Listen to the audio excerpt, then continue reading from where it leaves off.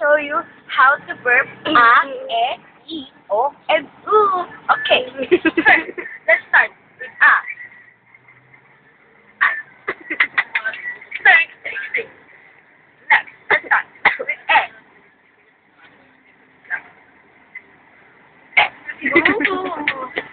Next, let's start.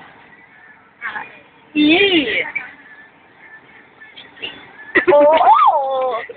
Now, let's start with o. O.